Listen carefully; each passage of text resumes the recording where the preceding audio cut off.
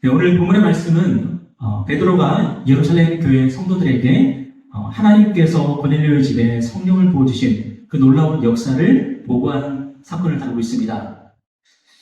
오늘 본문에서 이 베드로는 고넬료의 집에서 예수 그리스도의 복음을 전하고 다시 예루살렘으로 올라갔습니다. 과연 예루살렘의 성도들은 이 일에 대해서 어떻게 반응했을까요? 오늘 2절 말씀 보니까 베드로가 예루살렘에 올라갔을 때에 할례자들이 비난하여 이르되 네가 무할례자의 집에 들어가 함께 먹었다니. 여러분, 예루살렘의 성도들은 베드로에게 어떻게 반응했습니까? 베드로가 이방인들에게 복음을 전한 일을 기뻐했습니까? 오히려 베드로를 비난했다고 합니다. 그 이유가 무엇입니까? 베드로가 무할례자들, 그러니까 할례받지 못한 이방인의 집에 들어가서 밥을 먹으면서 교제를 했다는 거예요. 그러니까 유대인들의 율법과 전통에 따르면 유대인들은 유대인이 아닌, 유대교 신자가 아닌 이방인들과 상종을 하면 안 되는 거예요. 그러면 유대인들이 자신들이 더러워진다고 생각했습니다. 자신들은 거룩한 하나님의 백성인데, 그런데 우리가 저 더러운 이방인과 교제하게 되면 우리가 더러워진다, 그렇게 생각을 한 거죠. 그래서 예루살렘의 유대인 성도들도 이방인들과 상종을 하지 않았던 겁니다. 그것은 얼마 전까지 베드로도 마찬가지였습니다. 베드로도 이방인들과 교제하지 않았던 정통 유대인이었습니다. 여러분, 여기서 우리가 알 수 있는 것이 무엇입니까? 예수님을 믿어서 하나님의 자녀가 되었다고 해도 아직 가야 할 길이 멀다는 것입니다. 그러니까 예수를 믿으면 끝나는 게 아니라 예수를 믿으면 시작입니다. 우리가 예수님을 믿어서 하나님의 자녀가 되면 이제부터 멀고 먼 여정을 향해 나아가야 된다는 겁니다. 많은 사람들이 하나님께서 우리를 인도하신다고 말합니다. 그런데 하나님의 인도가 무엇입니까? 우리를 형통한 길로 인도하고 안전한 길로 인도하시는 그런 것만 하나님의 인도하심입니까? 물론 그런 것도 인도하심이지만 더 중요한 것은 뭐냐? 하나님께서 우리를 인도하실 때에 우리를 변화시키시고 깨뜨리시고 성장을 시켜 나가신다는 겁니다. 그것이 하나님의 인도하심이에요. 출애굽한 이스라엘 백성들 한번 기억해 보십시오. 그들이 모세와 함께 홍해를 건넜을 때 그때가 끝입니까? 시작입니까? 그때부터가 시작인 겁니다. 그때부터 진짜 하나님과의 여정이 시작되는 겁니다.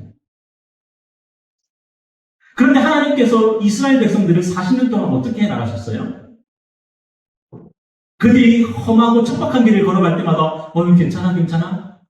아픈 데 없어? 다쳤어? 그러셨습니까? 아니죠. 이스라엘 백성들이 광야의 길을 담대하게 걸어갈 수 있는 그런 백성으로 성장시켜 나가셨습니다. 그리고 나중에 이스라엘 백성들이 여호수아와 함께 가나안의 그런 민족들을 쳐부술 수 있는, 그들을 무찌를 수 있는 그런 용사들로 만들어 나가셨습니다. 하나님과의 여정이라는 건 바로 그런 거예요. 여러분, 사랑의 본질이 무엇입니까? 무엇이 사랑입니까? 사랑은 상대방을 성장하게 하는 게 사랑이죠. 상대방을 훌륭하게 만드는 것이 사랑입니다. 제가 오래전에 어떤 연극을 봤는데 너무 감동받는 연극이 있었는데 그 연극의 주제가, 그 주인공이 누구였냐면 헬렌 켈러의 선생님이었던 설리번 선생님이었어요. 그런데 설리번 선생님이 헬렌 켈러를 정말 훌륭한 인물로 만들기 위해서 얼마나 헬렌 켈러와 함께 많은 갈등을 하고 고생하고 때로는 혼내기도 하고 안아주기도 하고 때로는 눈물도 흘리고 하면서 정말 사랑의 수고를 간단히 내더라고요. 그리고 헬렌 켈러를 만들어내더라고요. 여러분, 하나님은 우리를 사랑하십니다. 우리는 이 사실을 믿어야 됩니다. 하나님이 우리를 사랑한다는 것은 우리가 이 땅을 살아야 될 이유입니다. 그런데 하나님께서 우리를 사랑하신다면 하나님은 우리를 인도하시는데, 하나님의 인도하신 건 뭐냐면 우리를 변화시키십니다.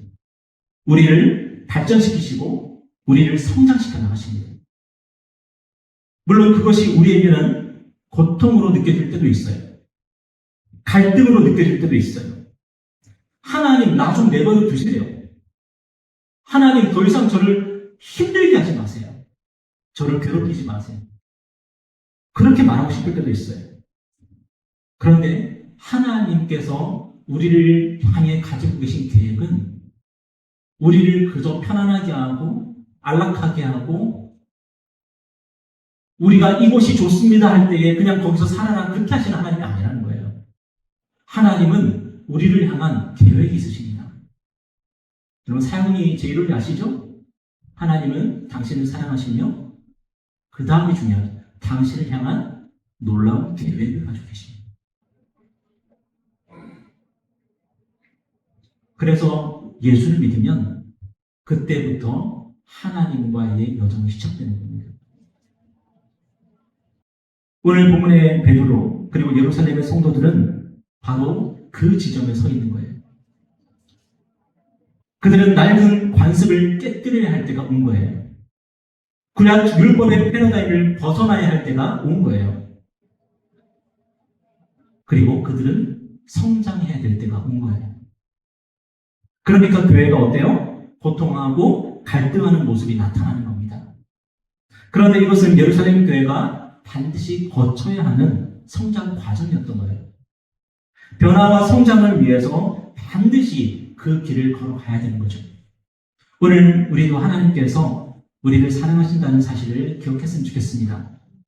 그래서 하나님께서 우리를 도우시고 위로하시는 뿐 아니라 우리를 변화시키기 위해서 우리를 인간 만드시기 위해서 우리를 훌륭한 사람으로 만들기 위해서 우리를 위해서 일하신다는 것을 기억했으면 좋겠습니다.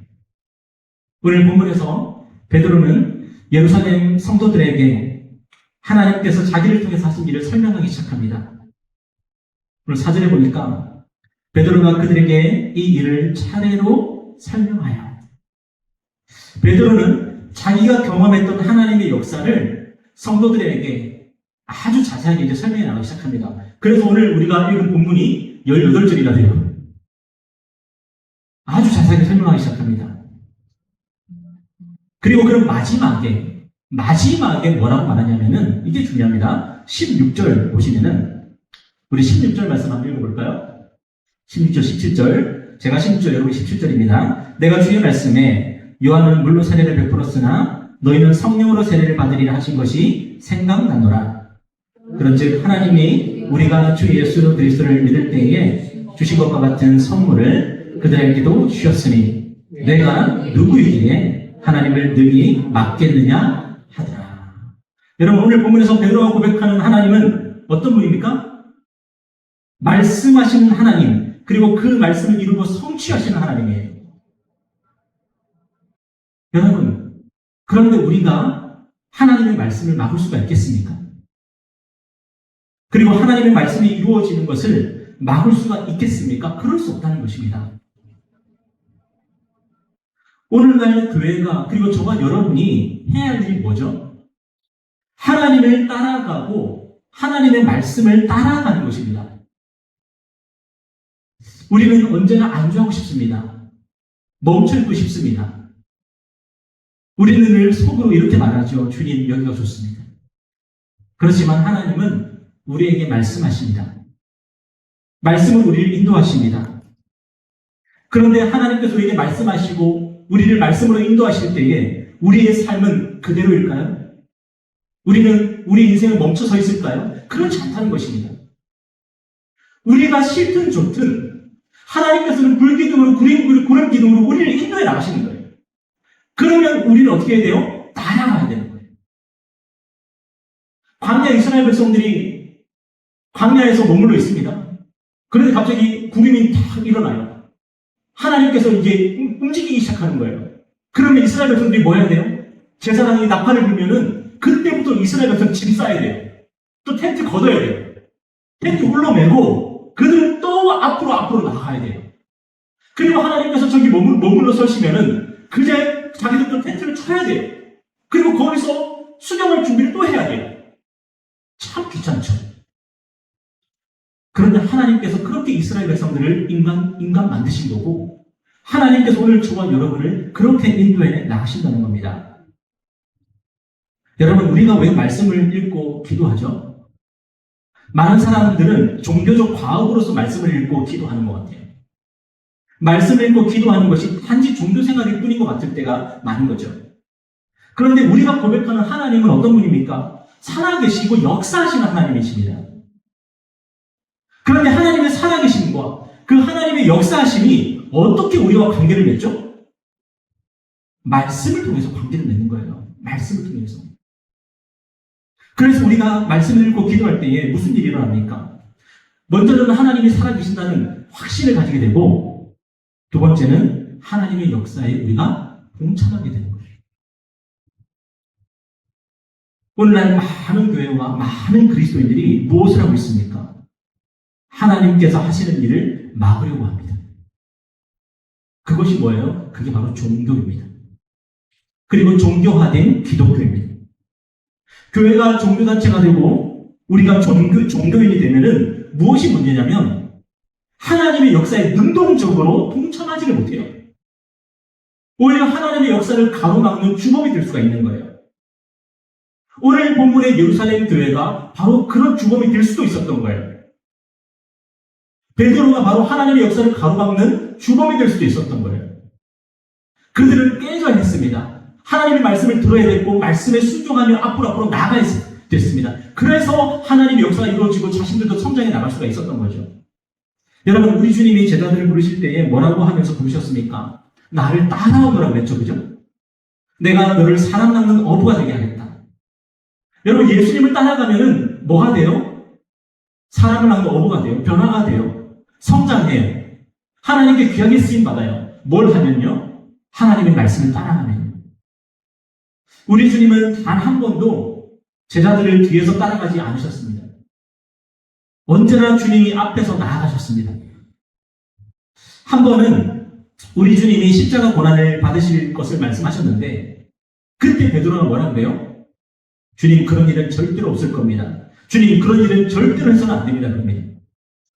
그때 베드로는, 그리고 제자들은 우리 주님 뒤에서 따라가는 게 아니라 우리 주님 앞에 서서 주님을 가로막고 있었습니다. 그때 베드로와 제자들은 어떤 사람들이었습니까? 그들은 바로 바리새인과 다름없는 종교인들의 모습을 하고 있었던 거예요. 그러자 주님이 베드로에게 뭐라고 말씀하셨습니까? 사탄아, 내 뒤로 물러가라. 여러분, 누가 사탄입니까? 주님보다 앞에 있는 사람이 사탄입니다. 주님보다 앞에 있으면 사탄이고 주님 뒤에서 따라가는 제자인 겁니다. 그리고 베드로는 제자도 될 수 있었고 사탄도 될 수 있었던 거예요. 참 교회는, 그리고 참 그리스도인은 주님을 뒤에서 따라갑니다. 주님을 따라가기 위해서 말씀을 읽는 거예요. 오늘 내가 주님을 따라가야 되기 때문에 말씀을 묵상하는 거예요. 내가 종교인이기 때문에 종교적인 행위를 하기 위해서 말씀을 묵상하는 게 아니라 주님이 어디로 가시는지 알아야 되기 때문에 말씀을 묵상하는 거예요. 반대로 종교단체가 된 교회들, 종교인이 된 그리스도인들은 주님 앞에 서가지고 주님한테 이리 가세요 저리 가세요 그럽니다.